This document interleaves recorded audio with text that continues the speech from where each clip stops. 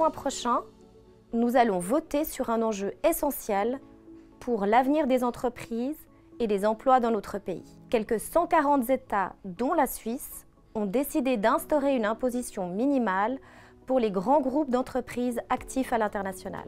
La mise en œuvre de cette imposition complémentaire permettra à notre pays de conserver les recettes supplémentaires plutôt que de les laisser partir à l'étranger. Elle offrira la sécurité juridique indispensable aux grandes entreprises. Avec ses nombreuses entreprises internationales, Genève est particulièrement concernée. Pour préserver l'attractivité de Genève, c'est un oui à l'imposition minimale OCDE.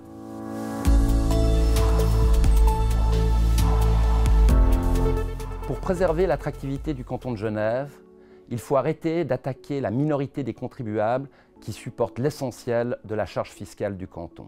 C'est pourtant ce que fait l'IN 185 en augmentant de manière massive l'impôt sur la fortune, alors que le canton de Genève est déjà le plus gourmand en la matière. Ce sont les entrepreneurs, propriétaires de PME, qui seront les premiers perdants, puisque la valeur de leur entreprise est incluse dans le calcul de l'impôt sur la fortune. C'est donc une fois de plus une attaque contre la prospérité et l'emploi dans notre canton.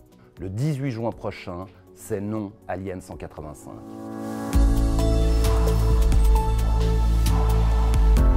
L'explosion des impôts voulue par la gauche va de pair avec sa volonté d'augmenter de façon perpétuelle les dépenses de l'État. C'est ce qu'elle propose à travers l'initiative 181 qui vise la création de quelques 1000 emplois par année et de façon perpétuelle.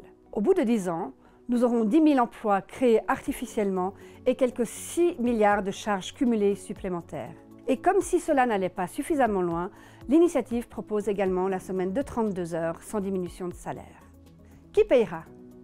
Pour ne pas faire porter le fardeau de ces charges supplémentaires aux générations futures et aux entreprises, et pour préserver l'attractivité de Genève, il faut dire non à l'IN 181.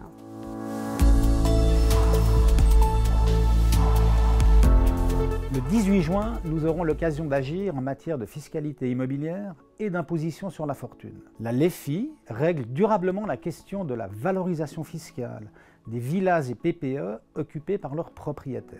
Pour soutenir financièrement les anciens propriétaires, souvent retraités, et faciliter l'acquisition à la propriété des jeunes générations, le projet s'accompagne d'une baisse générale de l'imposition sur la fortune. Cette baisse profitera également aux entrepreneurs genevois. Pour préserver l'équilibre fiscal de Genève et l'attractivité du canton, c'est oui à la LEFI.